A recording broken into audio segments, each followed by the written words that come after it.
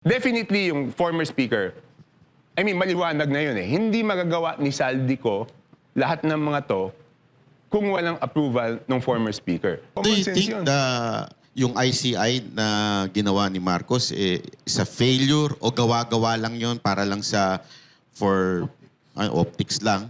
Okay. Yung ICI, magagaling yung mga in-appoint niya, di ba? Kaya lang, ang disappointment ko doon sa ICI is nag-file ako ng batas para maging institutionalize siya. Yung infrastructure, Independent Commission Against Infrastructure Corruption. So, final ko yon, naka-break kami, undas break. Tapos, nung naka-break kami ng undas break, pagbalik namin ng November 13, minarathon hearing namin yon 1 to 6 p.m. So, natapos.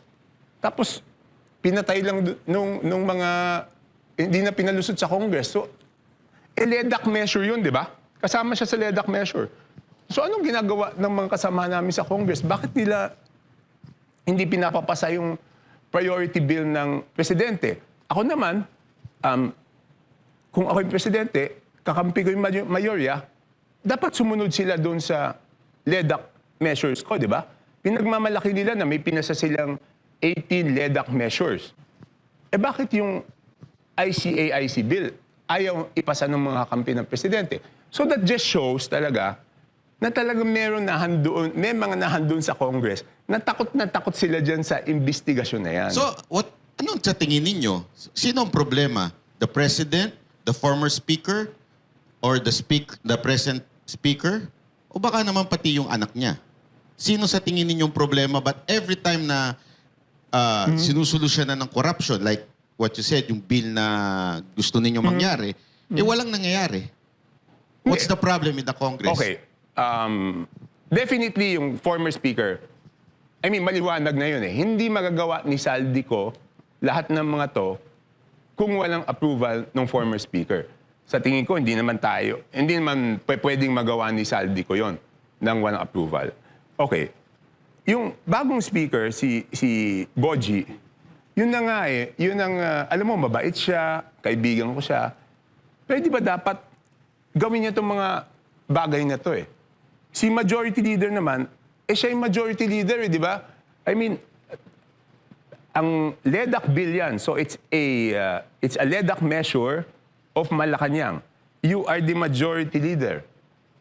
Di ba dapat ipasa mo yung LEDAC? Unless, hindi ko na alam, hindi na ako masyado nakikipag-usap. Ano ba yun? Nape-pressure sila sa mga kakampi nila, iniisip nila na pag tinuloy nila to, iiwanan sila ng mga kakampi nila.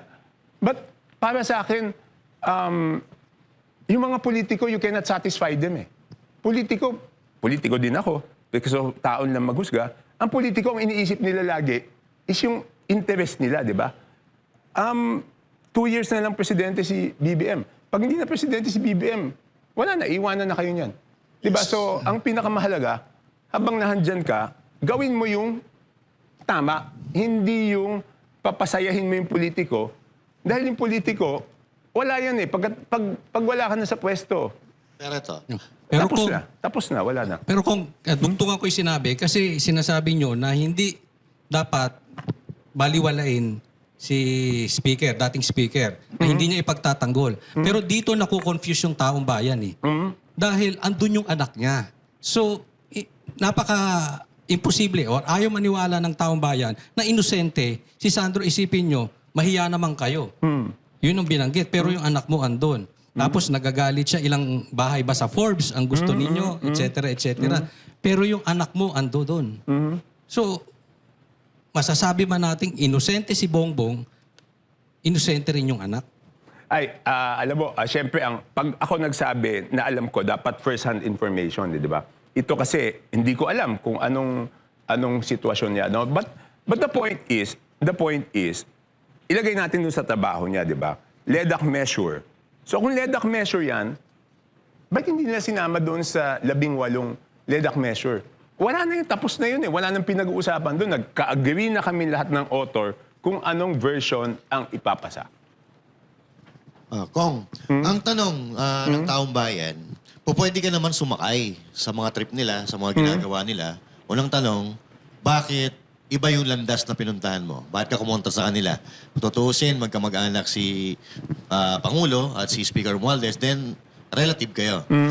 Pangalawang tanong, may usap-usapan kasi, kaya po kayo nagagalit kay Speaker Martin Romualdez dahil nag-expect daw kayo na maging Speaker of the House. Parang, Okay. Yeah. So, bakit hindi ako sasama sa kanila? Masisira ako dun, di ba? Ibig sabihin, pag sumama ako sa ganong usapan, masisira naman ako. Bakit naman ako sasama doon? Pero ang totoo nun, hindi ko nilang pinapansin eh. Kaya lang malakas ang loob ko magsalita is nung sinabi ni Presidente, mahiya kayo. So, ang isip ko nun, seryoso siya. Kasi pag hindi kasama yung Presidente, walang mangyayari dito eh. Di ba? Kahit sabihin ko yan, kung hindi kasama yung Presidente, walang mangyayari. So, noong una, hindi lang ako kumikibo. Pero, kahit tignan nyo yung history, unang nagsalita ako dyan, other than the reason for impeachment, was noong pagkatapos ng SONA. Di ba? Number 1 yan. Number 2, ano yung pangalawang... Pangalawa, masama lang daw loob mo kay... Di ba sinabi ko, right? Sabi ko, kahit matanggal siya, hindi ko tatanggapin yung pagiging speaker. Hindi ko naman talaga tinanggap eh. Okay. Ba't in-offer ba sa'yo yun, Kong? Hindi, ganito nangyari niyan eh. Siyempre, nung tatanggalin na, nag-uusap-usap kami nila Albi, Benitez, tsaka ni Duke. So, nung tinanong kung interesado ka, sabi ko hindi. So, si Boji na lang. So, sinuportahan ko si Boji noon. Kaya nga, di ba, nung unang nagsimula kami ng 20th Congress, independent ako. Tapos, nung si Speaker Boji ang naging speaker, bumoto ako sa kanya. Pero, hindi ako tumanggap ng kahit anong chairmanship, kahit nga membership, hindi ako tumanggap. Kasi sabi ko, tignan ko muna. Baka naman hindi rin masusunod si Boji dito, ano gagawin ko? Di ba? So, kung sinabi nyo kanina na hindi magagawa ni Saldico kung wala si Martin Romualdez. Yes. Ang pinagtatakahan po ng mga netizen at mga kababayan natin, bakit tinatrabaho or talagang willing hulihin ng administrasyon si Saldico, pero bakit hinahayaan si Martin Romualdez? Hindi ko alam kung ano yung frustration. Kaya nga di sabi ko, ako frustrated, ako disappointed. Sinabi ko rin dun sa same interview na yun. No? Even si Saldico, hindi ko alam kung seryoso ba talagang ulihin. I mean, di ba, doon unang-una sinasabi ko doon sa DFA, kanselahin yung passport. Sinasabi nila, nako, legally, hindi pa pwedeng kanselahin yan, di ba? Hindi ako agree sa DFA noon eh. Kasi pag nakasulat doon, unless kung national security, pwede mong kanselahin. Di ba noon nagkakagulo nga because of Saldico? So pwedeng national security issue yun. Pangalawa, may abogado naman si Saldico. Yes. Di kanselahin mo, pag question, depensahan nyo. Pero hindi ko na matanggap yung stand na hindi pa pwedeng kanselahin. Sumunod, ang tagal na noong sa Sandigan Bayan eh, di ba? Nung dineclare siyang pugante. Tayo, mga tao, siguro kung mag-email ka, I mean, sa normal na buhay natin, kahit negosyo, kahit personal, pag mag-email ka, hindi mo makuha yung resultang gusto mo, ano gagawin mo? Di ba pupuntahan mo? Ito, wala pang pumupunta doon sa part ng gobyerno doon sa Portugal eh. Di ba dapat magdala sila ng high-level team na pumunta doon sa Portugal para kausapin yung mga counterparts nila doon. So, posible po yun, Kong, no? Kung halimbawa, desidido talaga sila na pauwiin si Saldico, pwede lang puntahan doon, then makiusap doon sa gobyerno ng Portugal para may balik si Saldico dito. Human nature yan, di ba, sa atin? Sa atin lahat, di ba, mag-email muna tayo. Pag hindi makuha sa email, kung talagang mahalaga sa iyo yung bagay na yon, whether negosyo o personal, pupuntahan mo eh. Yes, tama. Di ba, I mean, natural tendency ng tao yan eh. Si Kong wala Tevez nagpupunta? nga, no? Ilang balik-balikan Oh, nila yun. doon eh. Di ba? Nagawa nilang paraan. Di ba? Kaya nga po nagtataka yung mga tao. Kasi Hindi, nagtataka rin ako. si Tevez, madali nila na pauwi. Tapos ngayon, ito na napakalaki ng kasalanan eh. Kumbaga, niloko niya buong sambayan ng Pilipino. Sabi ko nga, Ang tagal na eh. sinasabi ko, hindi lino ako inapi eh. Di ba? I mean, yung ang tagal ko na, pang-5 balik ko na pang-4 na balik ko na sa Congress na 19th Congress, 20th Congress, pang-5 term ko na, wala pa akong nakikitang ganyang klaseng At kung anomalya. pangalawang tanong ko, katulad doon yan, di ba? Kaharap ka nung pinapagalitan si Martin Romualdez, si Pangulong Bongbong Marcos. Hindi niyo po ba naisip na baka gawa-gawa lang nung magpinsan yun? Parang drama lang nila yun? Hindi ko naman, Alam mo, naisip ko rin yun. Bakit parang- sinama ka pa eh? Ba't sinama ka pa? Ano Hindi pong sapat na Hindi, dahilan? kasi ano yun eh, Sunday yun, tandang-tanda ako. Eh, di ba may Sunday lunch, di ba? So pinapasok kami sa loob. Hindi naman siguro ako din linoko, no? Huwag mo naman akong pagmukhain tanga. Gusto mo yata magmukha akong... Hindi, ano rin po kasi, siyempre, nasa Vox Populi tayo. Ito ay opinion. Opinion po kasi ito ng pangkalahatan yung, Hindi naman masarap yung na tinano isipin ko. namin. Hindi naman masarap na isipin ko, tanga ko na.